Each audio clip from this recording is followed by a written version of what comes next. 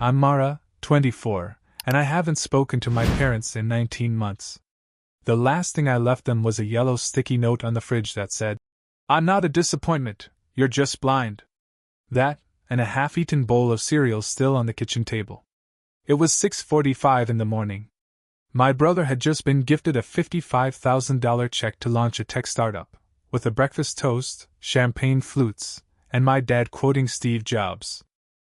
I, meanwhile, was told over dry toast and a glance, "You're more the type to marry rich, honey. Stability matters." So I packed my laptop, 2 books, my running shoes, and vanished before the orange juice was warm. They still haven't found me. Let me tell you what it's like to be raised as the backup plan in your own family. My brother, Shane, he was the golden prototype. The one with the custom-built PC at 13, summer camps at Stanford, private pitch coaching at 16. I was the one who played outside a lot, according to every single Christmas card bio my mom ever mailed out. I wasn't dumb. I just wasn't him. I like numbers, yeah, but not for stock tips or algorithms. I liked them because they told the truth. No performance, no favoritism, no filters. I kept ledgers as a kid, not for money, for people. For moments. For fairness. Spoiler, my household didn't balance. At 17, I won a state math competition. I came home holding the plaque like it was a newborn. My mom blinked and said, "Did Shane know you were doing that?" At graduation, Shane got a new car and a personalized leather briefcase. I got a CVS bag with a knockoff planner inside that still had a clearance sticker on it. My dad chuckled and said, "Write your own future, kiddo." I did. They just never liked how it read. College was a battlefield I funded with blood. Scholarships, TA jobs, freelance tutoring. I worked in the dorm copy center and fixed laptops on the side. Shane? He had my parents' Amex and a motivational podcast. They flew out for his dorm tour and skipped mine. Mom said it was flu season. Cool. By senior year, I had a killer business analytics project that got picked up by a real-world firm. When I told my dad, he asked if it was just a class thing or something someone would actually pay for. Shane, meanwhile, built a chatbot that told people what kind of sushi roll they were based on personality. It got him a $55,000 fund from our parents and a full website launch party with catered sushi and LED lights. The night they gave him the check, my mom handed me a brochure for a dating coach. I'm not joking. Her exact words. Men like ambition, just not the intimidating kind. Don't be too intense, sweetie. I stared at her and realized something awful. They weren't just dismissive. They had no idea who I was at all. That night, I set my alarm for 6:15, didn't sleep a wink, and walked out the door with nothing but my essentials and a burn in my chest I can't describe. I left a sticky note. I left quietly. But I left with purpose. I disappeared not out of spite, but out of self-respect. The first place I went wasn't dramatic. No night buses to New York, no barefoot treks into the mountains. I went to a co-working space downtown with 24/7 access and strong Wi-Fi. That was my version of sanctuary. I had a 7-day pass, a laptop, and exactly $742 in my bank account, which sounds like a lot until you realize I was also living out of a gym locker and pretending it was an intentional minimalist phase. I lived off protein bars, instant coffee, and petty vengeance. Every day, while Shane posted filtered photos of his grind in glass-walled conference rooms paid for by our parents, I coded and borrowed hoodies and met clients on borrowed time. I wasn't building a startup. Not yet. I was rebuilding myself. Quietly. Relentlessly. The project I'd pitched in college? The one my dad waved off as a class thing? I repackaged it, sharpened the UI, and ran my own beta with 2 small accounting firms who didn't care that I worked out of a corner table between a crypto guy and a girl who sold clay earrings. They cared that I solved their data lag problems in half the time their legacy system did. One of them paid me $800 for the month. I cried in the bathroom when I saw the Stripe notification. Word spread. My reputation, tiny but real, started to flicker. A mentor from my university, Professor Ramirez, heard I was doing my own thing. She called me out of the blue and said, "I have a colleague in Boston who's looking for someone just like you. Not male. Not shiny. Just smart." I took a bus that weekend and pitched the product in a cafe that smelled like desperation and overbrewed espresso. They said yes. A 3-month trial. $3,000. I bought a Rio backpack and a second-hand blazer. I found a room on Craigslist that didn't smell like mildew and didn't ask too many questions. I slept on a mattress on the floor, but it was my floor. I coded until my hands cramped. I took screenshots of my own dashboard metrics just to remind myself it was working. All the while, I didn't respond to a single message from my family. Shane texted once. "You're being dramatic." Mom sent a single. "Are you okay?" That I deleted without reading. And Dad? Nothing. Total silence. I guess he figured I'd come crawling back eventually. Or marry rich, like he said. Maybe both. It didn't matter. Because for the first time in my life, I wasn't running away. I was running towards something. Something they didn't build. Something they couldn't shrink or belittle. I was building proof. Not just of what I could do, but who I'd always been. It happened faster than I expected, not the success, but the recognition. 3 weeks into the Boston trial, the company's COO looped me into a meeting with their board. She called my platform a scalpel in a field of hammers. I didn't know whether to cry or pass out. They extended the contract to 6 months and doubled the rate. Then one of the board members, a sharp, terrifying woman named Dina with red glasses and no tolerance for fluff, pulled me aside after the Zoom. "I don't say this often," she said, her eyes narrowing like lasers. "But you've got something real. You're undercharging, by the way. Also, do you have a business entity?" I did not. I had a Gmail and a Google Sheet. 2 days later, I filed for an LLC under the name Fractal Data Systems. It sounded cool and vaguely intimidating. I liked that. I found a lawyer who worked for Startup Equity, a logo designer on Fiverr, and a friend of a friend who helped me lock down a basic website. By month's end, I had 3 clients, a real business account, and something dangerously close to confidence. Then came the email. Subject line, interview request, future female founders series. It was from a tech blog I used to read in college while crying into bulk trail mix. Apparently one of Dina's assistants had recommended me. They wanted to feature me as a founder to watch.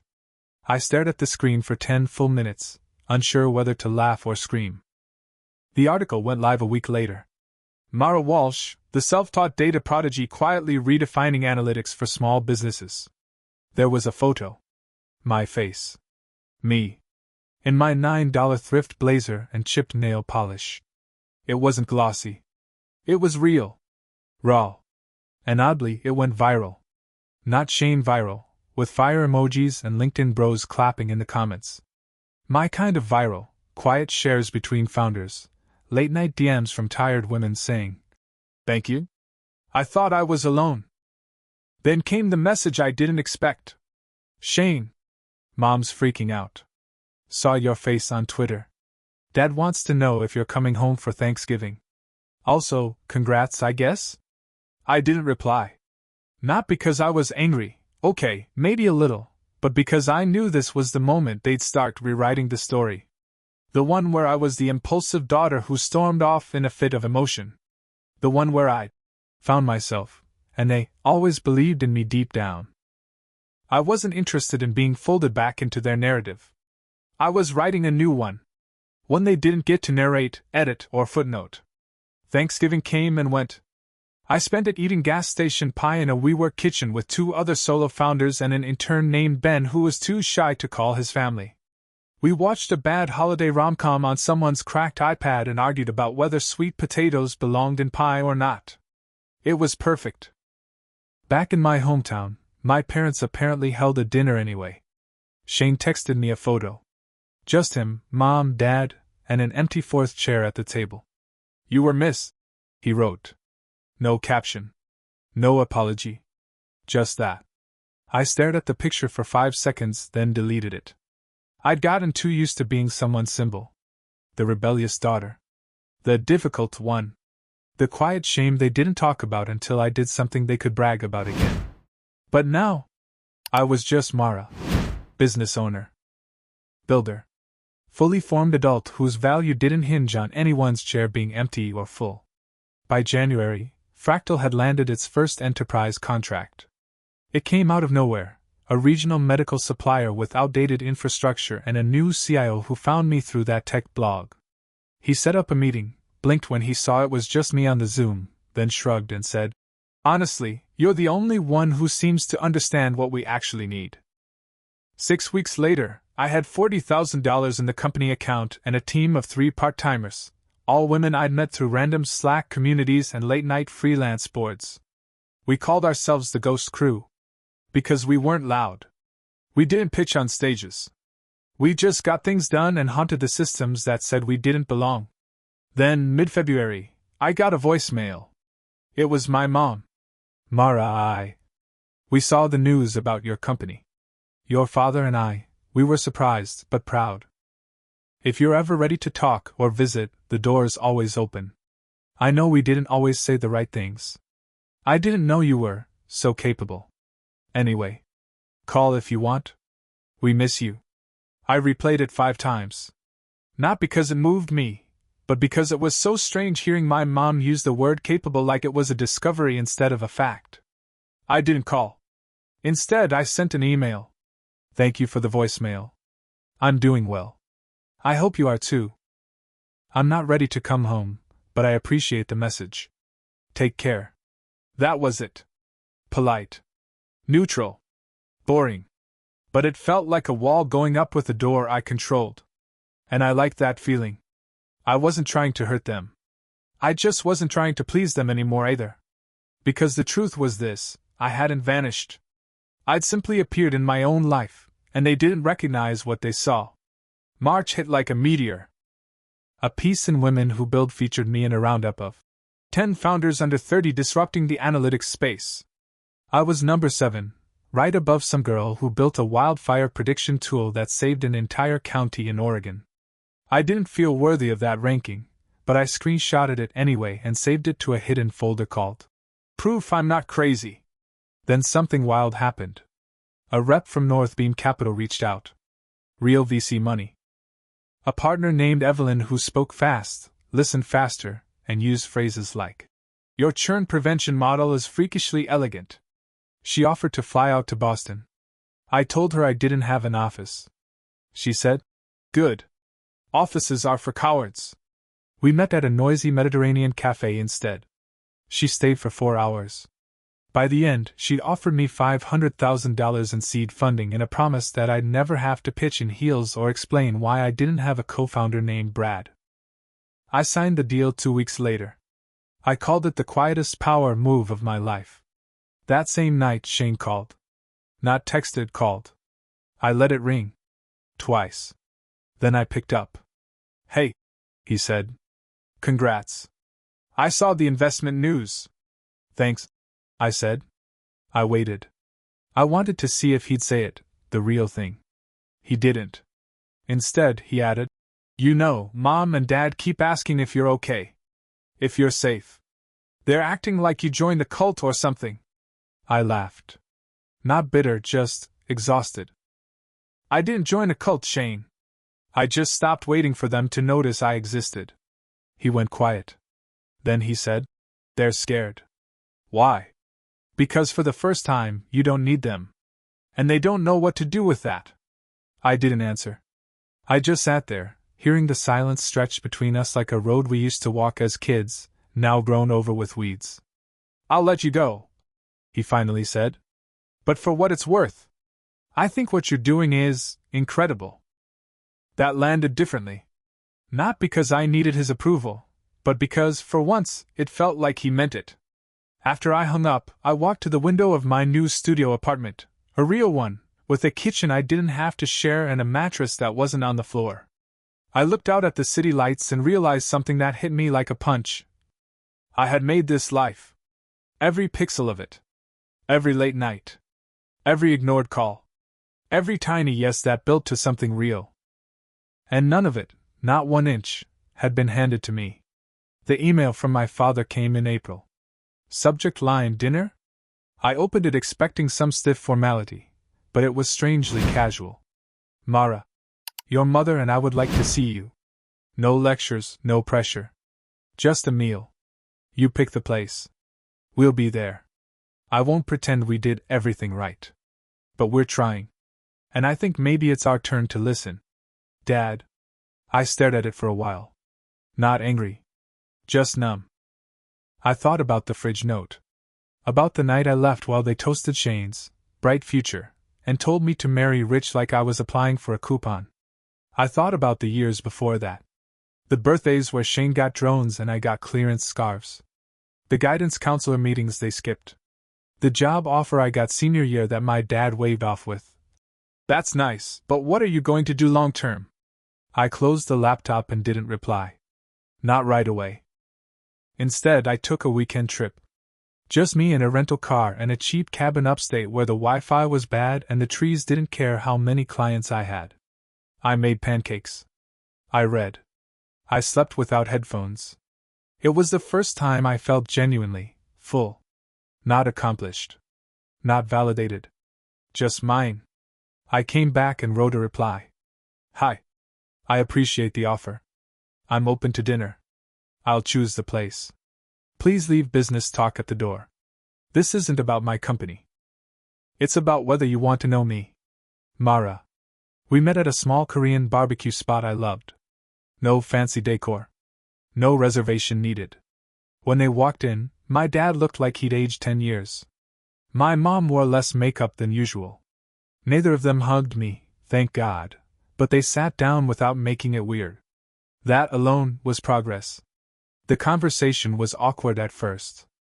Small talk. Weather. Shane's startup. I nodded but didn't bite.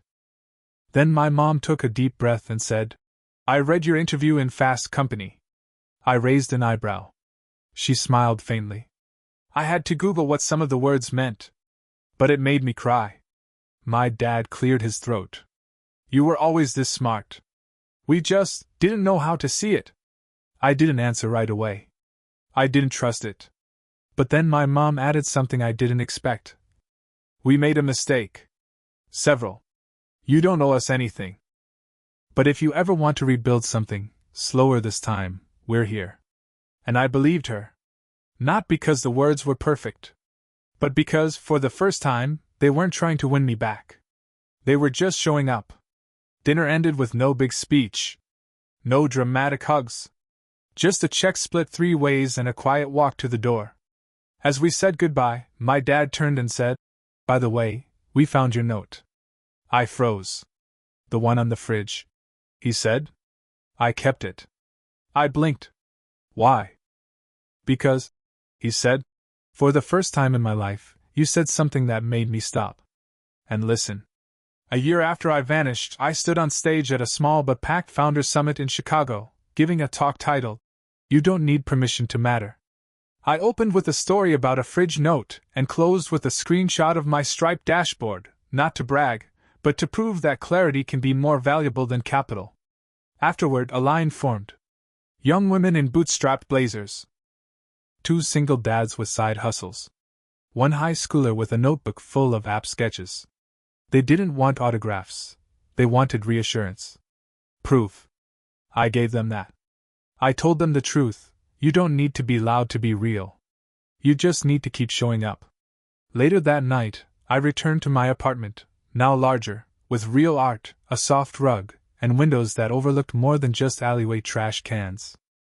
I poured a glass of wine, sat at my desk, and looked at the corkboard I'd filled over the last year. My first invoice. My first rejection. The sticky note from the fridge, now laminated. I had pinned it next to my first article and a snapshot someone took of me smiling after the Chicago talk. Same smile I wore the day I opened my first business account. Same one I didn't have the night I walked away. My phone buzzed. It was Shane. A photo. Him and Mom in the backyard, messy hair, no filters. Caption, family dinner.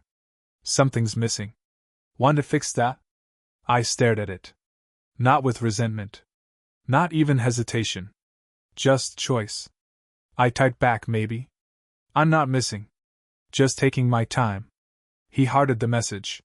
That weekend I visited. I didn't stay long. Just a meal. Just enough. The house looked the same, but the energy didn't. My mother didn't comment on my outfit. My father didn't ask about metrics. They asked about me, the person, not the product. We cleared the table together, and when I reached for the dishwasher, my dad stopped me. I'll handle that, he said, almost shy. You've done enough. I smiled. Not because I needed those words, but because I didn't. That's the difference. The next day, I flew back to Boston. My team had just landed another deal, our biggest yet, and I wanted to celebrate with the only people who saw me before the headlines. We raised plastic cups of root beer and ate pizza off code-stained desks. No one wore suits. No one gave speeches. But in that moment, I felt more seen than I ever had at any holiday table growing up. Because here's what I know now. I wasn't the failure child. I wasn't the disappointment. I was the one who saw the imbalance for what it was, and left before it buried me. I didn't disappear. I arrived. And I didn't marry rich. I became the kind of woman people invest in. End of story.